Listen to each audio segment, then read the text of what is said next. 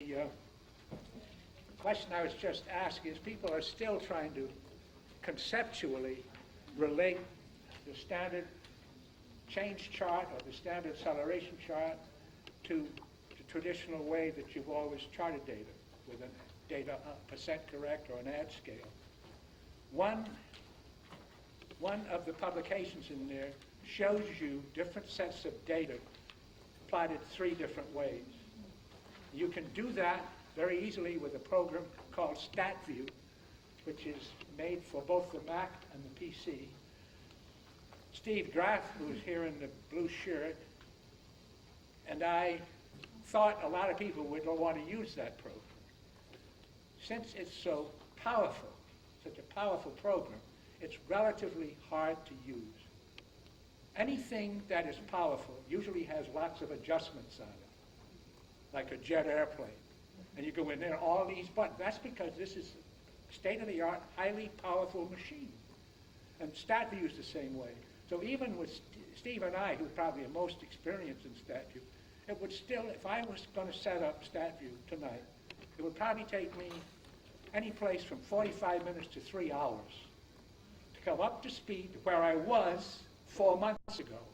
That's the trouble with intermittent computer use, that you don't use this program to do anything. Well, that drives people like Carl Binder crazy, because they leave themselves almost no time to make some charts for a meeting. And StatView is going to take them 4 hours. They want to have the whole damn thing done on PowerPoint in 40 minutes.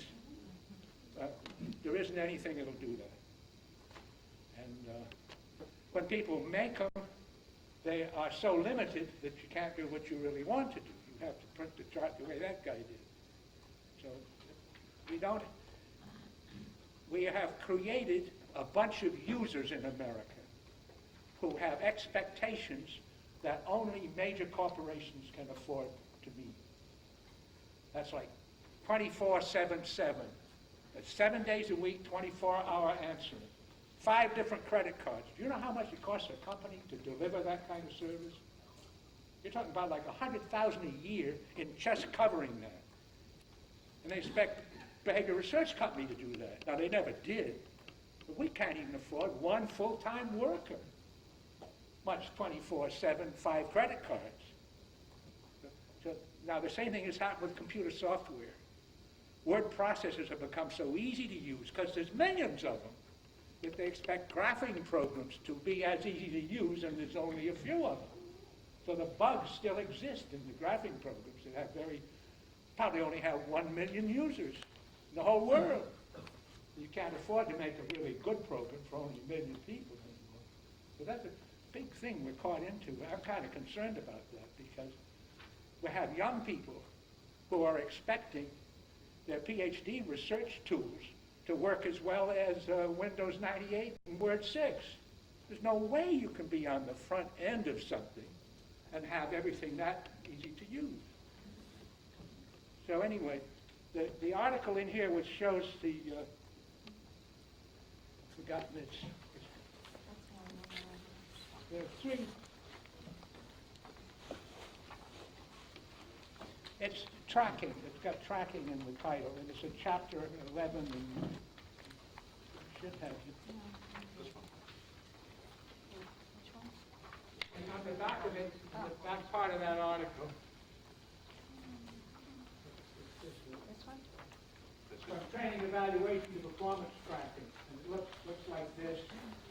And the back pages have daily, weekly, monthly, and yearly charts done with a standard change chart, a fill the frame add, and a fill the frame multiply.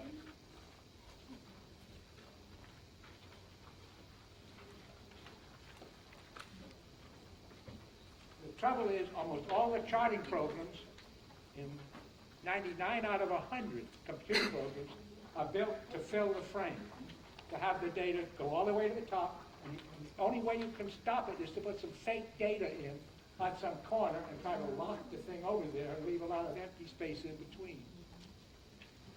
So you can see how data would look displayed the 3 different ways. And you can see just with your eye how when you put multiplying data, multiplying frequencies on a multiplied scale, they become straight lines, and they bounce the same as they go up, and they bounce the same width.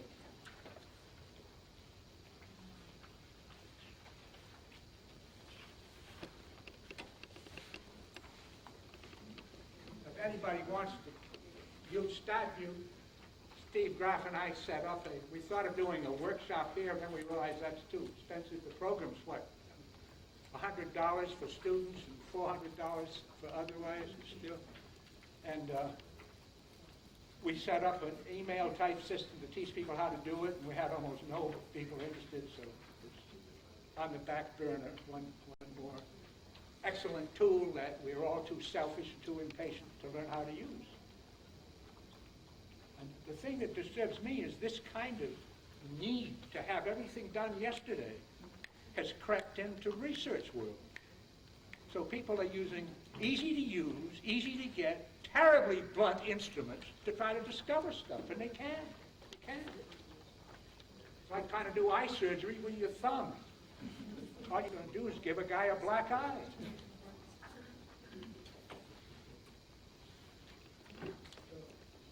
The old days, pioneer research, we built our own apparatus. You had to actually use a saw to make a box to put a rat in, or a pigeon, or a human.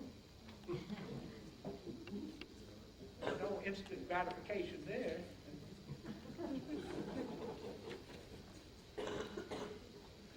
Any other questions? Please try to fill this sheet out and pass it over to this end. And Abigail, would you collect these from people?